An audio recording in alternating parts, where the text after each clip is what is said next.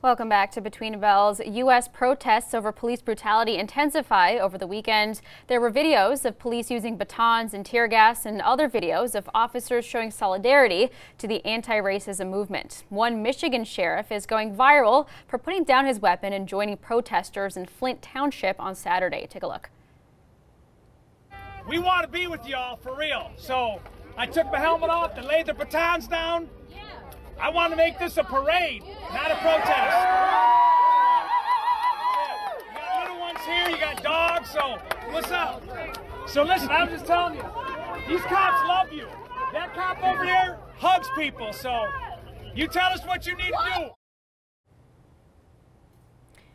And joining me now is the author of Police Brutality Matters and former police officer Joseph Ested. Joseph, great to have you with me here today. In this video, you hear protesters chanting, "Walk with us," and you then see the sheriff put down his helmet and baton.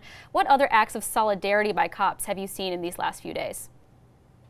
I've seen cops actually intervening when another cop uses excessive force, and I totally love that. I also see that the community, when it was a group of individuals, they was actually being real aggressive and forceful with a cop. Community members, protesters from that community actually shielded the police officers and actually was in between the rioters and the actual police officers protecting that officer. So I do see that, you know, we are having a change here when it comes down to bridging that gap and working together.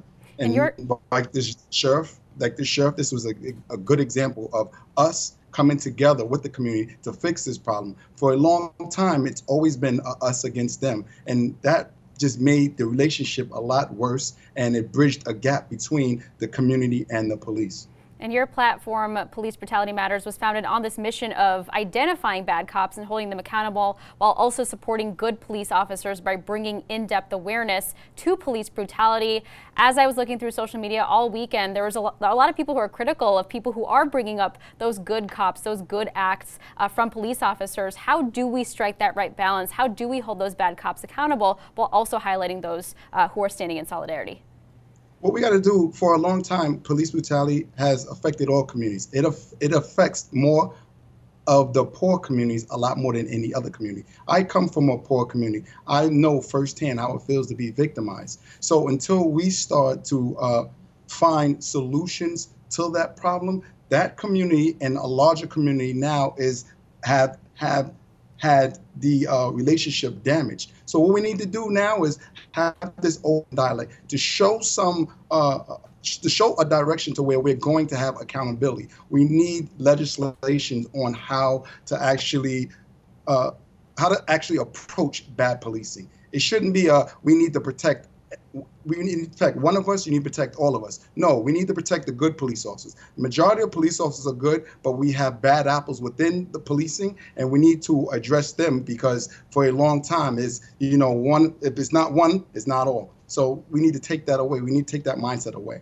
And Joseph, as a former police officer yourself, give us some insight as to what kind of training you are given when it comes to things like protests, when things escalate. What kind of information and tools are police actually equipped with?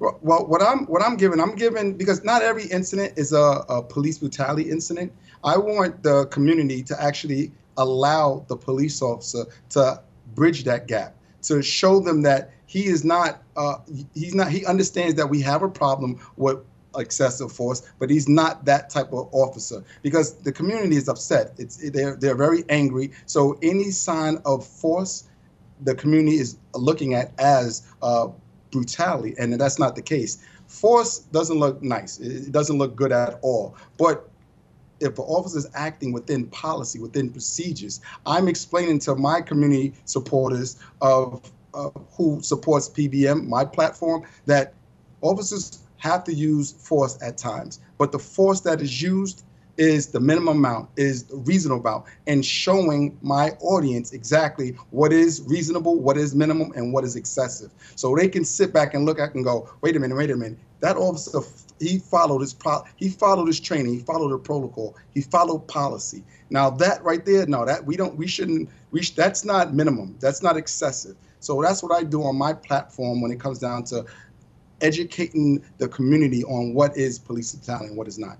As these police officers have to make decisions very quickly, do you think there is additional training, especially in light of these recent deaths, that needs to happen for police officers, a critical training that we need to see more of now?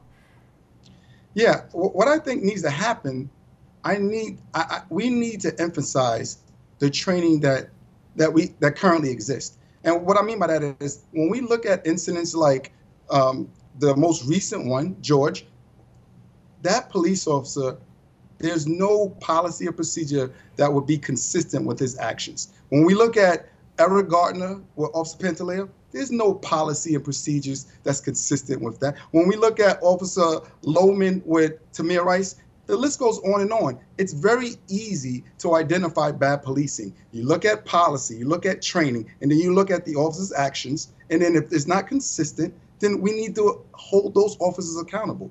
If a pilot goes off the flight plan, he's in trouble. You know, remember the incident in New York, Captain Sully, he landed, he saved lives. And because there was a question whether he followed a policy or not, they took the captain through a ring of investigations. They wanted to know this, they wanted to know that. When it comes down to a police officer, it seems like we give him a pass. I'm all for more training, but let's follow the training that currently exists and let's build on it. Lastly, do you have any words of advice for protesters who do want to get their voices heard? They are protesting police brutality. What is the most effective way for them to go about doing this right now? I've seen recently, and it was just amazing because I think a lot of protesting gets overshadowed by the bad element of rioting. Now, I've worked protests and I actually participated in it. It seems like the media zero ends on the negative, bad rioting.